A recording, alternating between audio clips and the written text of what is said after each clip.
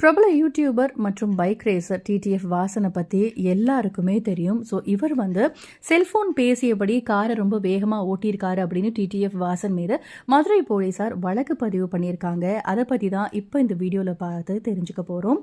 நீங்கள் நம்ம சேனலுக்கு ஃபர்ஸ்ட் டைம் வந்திருக்கீங்க அப்படின்னா மறக்காமல் சப்ஸ்கிரைப் பண்ணுங்கள். அண்ட் இந்த வீடியோ ஃபுல்லாக ஸ்கிப் பண்ணாமல் பாருங்கள். மதுரை வண்டியூர் டோல்கேட் பகுதியில் செல்போன் பேசியபடி காரை ரொம்ப கேர்லெஸ்ஸாக ஓட்டியிருக்காரு அப்படின்னு பைக் ரேசர் மற்றும் யூடியூபரான டிடிஎஃப் வாசன் மீது 6 பிரிவின் கீழ் அண்ணா நகர் காவல்துறையினர் வழக்கு பதிவு பண்ணியிருக்காங்க. டிடிஎஃப் வாசனுக்கு வழக்கில் 10 ஆண்டுகள் பைக் ஓட்டுவதற்கு நீதிமன்றம் ஆல்ரெடி தடை விதிச்சிருந்தாங்க. இந்த ஒரு விஷயம் பார்த்தீங்க அப்படின்னா அப்போ ரொம்ப பரபரப்பாக பேசப்பட்டது.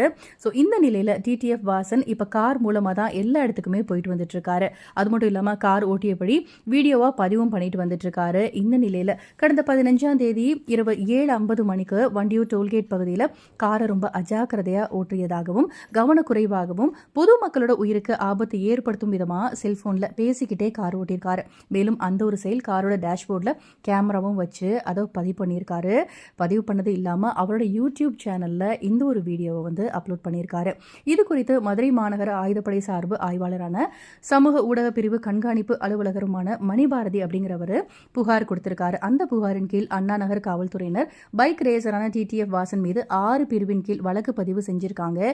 ஸோ காவல் நிலையத்துக்கு அழைத்து விசாரணையும் நடத்திட்டு வந்துட்டு இருக்காங்க. ஏற்கனவே பைக் ஓட்டுவதற்கு 10 ஆண்டுகள் தடை விதிச்சிருக்காங்க. இந்த நிலையில் மதுரையிலிருந்து தூத்துக்குடி செல்லும்போது காரில் பேசியபடி ஆபத்தை விளைவிக்கும் வகையில் காரை ஓட்டியதாகவும் டிடிஎஃப் வாசன் மீது வழக்கு பதிவு செய்யப்பட்டு விசாரணையும் நடந்துட்டு வந்துட்டு இருக்கு. இந்த ஒரு விஷயம் பார்த்தீங்க அப்படின்னா ரொம்ப பெரிய பரபரப்பை ஏற்படுத்தியிருக்கு. டிடிஎஃப் வாசனோட ஃபேன்ஸ் எல்லாம் என்ன சொல்றாங்க அப்படின்னா ஏன்பா இவரே டார்கெட் பண்றீங்க, ஏன் இவர் மேலேயே வழக்கு பதிவு பண்ணிட்டு வந்துட்டு இருக்கீங்க, என்னதான்ப்பா ஆச்சு அப்படின்னு சொல்லி நிறைய கருத்துக்கள் சொல்லிட்டே இருக்காங்க. ஸோ நீங்க இதை பத்தி என்ன நினைக்கிறீங்க அப்படின்னு உங்களோட கருத்துக்களை மறக்காம கமெண்ட் செக்ஷனில் ஷேர் பண்ணுங்கள். இந்த மாதிரி மோர் அப்டேட்க்கு நம்ம சேனலை சப்ஸ்கிரைப் பண்ணுங்கள். தேங்க்யூ.